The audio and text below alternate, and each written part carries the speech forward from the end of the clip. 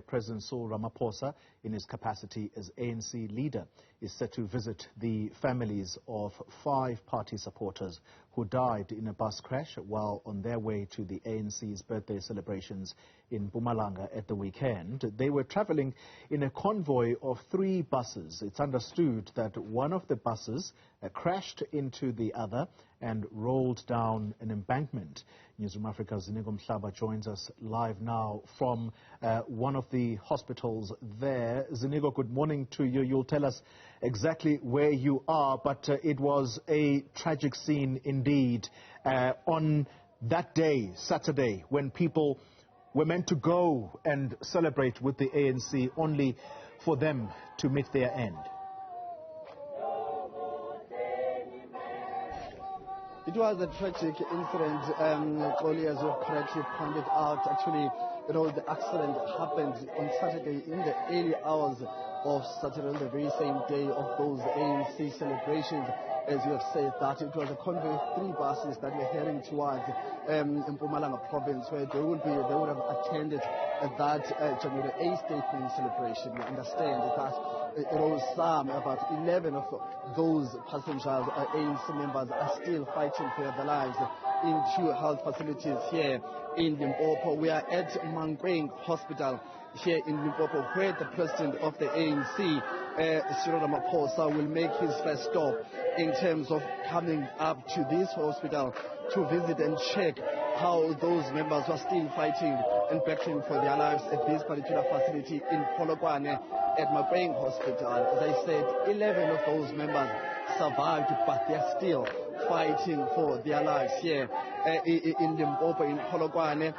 We understand that only 56 members who were in that particular bus on that tragic day, and 46 members who were in that particular hospital, in that particular accident, have been released, and 5 have lost their lives. So that's what we are hearing on the ground in terms of an update, in terms of the injuries. Those who have survived, those are still fighting for their lives. So we're going to try and bring in the Deputy Secretary General of the ANC here in Limpopo, as we ask Mama if you can come through this side, so that only we get a sense of how the situation is as far as the ANC officials are concerned. And of course, the Deputy Secretary General of the ANC, Ramaphosa, joins me now.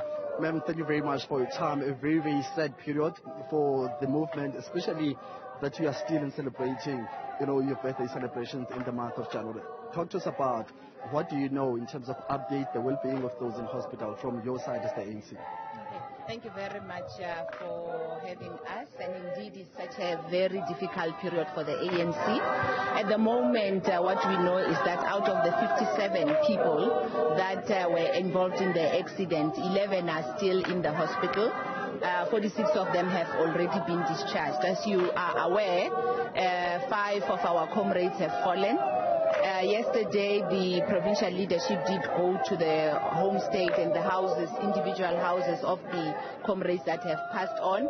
And on Sunday, they also went to visit comrades all over that have actually are still in the hospital.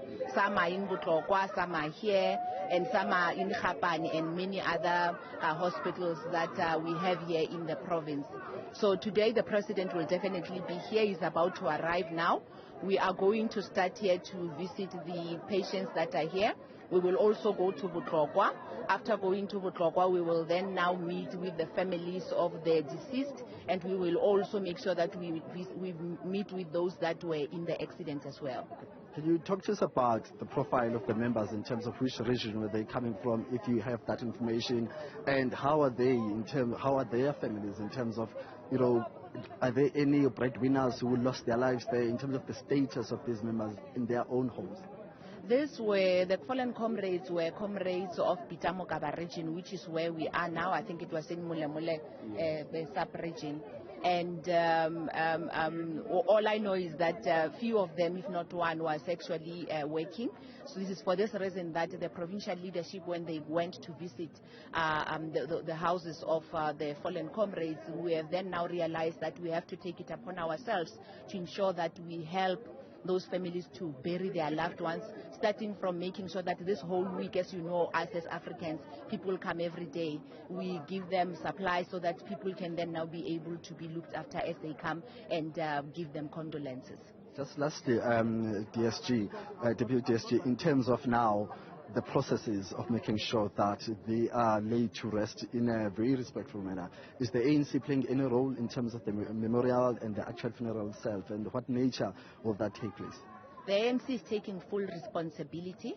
We are going to be having a memorial service on Thursday, and on Saturday we will then now have our mass funeral service for our fallen comrades, and everything will be handled by the ANC itself.